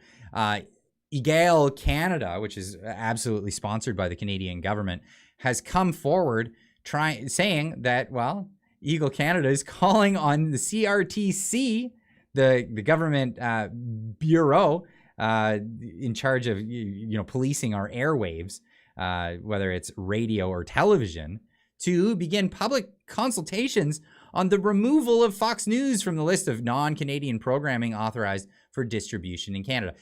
It's a fancy way of saying we want to use the government agency to ban something we don't like. We don't like what is being said. Now, they put out a public statement, and in their public statement, they're talking about Tucker Carlson in particular. Here's a article from the Post-Millennial. Trans group demands that Fox News be removed from Canadian TV. Now, one thing that really should worry you in this one, because a lot of people don't care about TV, don't watch TV, it's legacy media, whatever. Fox News will be whatever when it comes to that stuff. But the government right now is pushing to have the CRTC be not just there to regulate television and radio. They're actually pushing with Bill C-11. That's what Bill C-11 does. It makes the CRTC the regulatory body over the internet. And whoa. This is where it gets really crazy. Call for the CRTC to hold public consultation on Fox News in Canada. Essentially, they want to ban Fox News. I mean, there's not a lot to it. And the reason why they want to ban Fox News is because of this guy right here. Because he said, essentially, it looks like the transgender agenda is coming for your children. I think we just watched a video where they sang about that. But this is actually what's happening. And what's amazing is, I mean, they look like, it looks like a NASCAR thing right here, like a billboard with all the sponsors. But this is EGAL, the agency that's going after lobbying the CRTC to ban Fox. What? It's the Department of Justice, Department of Women and Gender Equality, Global Affairs Canada, which was having a lot of fun redefining legal terms during the Freedom Convoy when it came to justifying the use of the Emergencies Act. Health Canada. We also have Ontario Ministry of Children, Community and Social Services, the Ontario Government, Public Health Agency of Canada, FAC. What the FAC is that about? The World Bank and Canadian Institute of Health Research. It's unbelievable. That is what is backing EGAL in their bid. Yes, the World Bank. You read that right, Remnant. You absolutely read that right. But here we are. My goodness, that 2 hours went by really quick. Tonight, I have to wrap it up after 2 hours because we are going into another stream. Actually, we're going to be going over to this time. We're not going to be going into the Discord. I think I might go into Discord and then have this viewable for people who aren't on Twitter.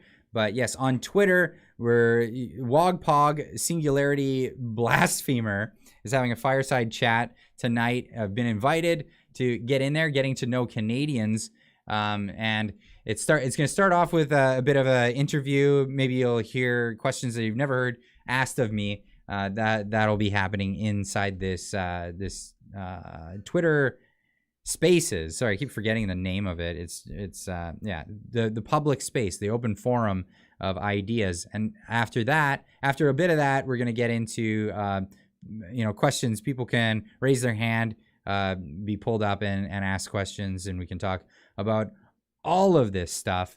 Jane, if you're not on Twitter, I'll put it on in Discord. You can make a Twitter account real quick anyway and click the link. But if not, I'll try to broadcast it from the Discord. I think there will also be a link to, I think Wogpog is going to be streaming this on his Rumble account. So he'll be streaming it there too. So I'll be able to share out the stream and whatever way everybody wants to go and listen in to this and view it from wherever. But that's what we're going to be doing very shortly, and it's already 2 minutes after the 2 hour mark, and we gotta get moving. So we're gonna go jump over there, everybody, and then I think afterwards later on might end up back in the Discord, but that's the plan. That's the plan. So hopefully we'll see some of you over there. If not, listen in at the Discord. I'll put into the main chat in Discord what the link will be for the Twitter space. Also, the stream over on Rumble, so you can view it there, and we'll be doing that. So if we don't see you there, because that's where I'm having my wobbly pops tonight, then we'll definitely see you on Monday in the morning for the usual videos that we put out. And of course, again, next week, next Friday, same time, same channel, same as always.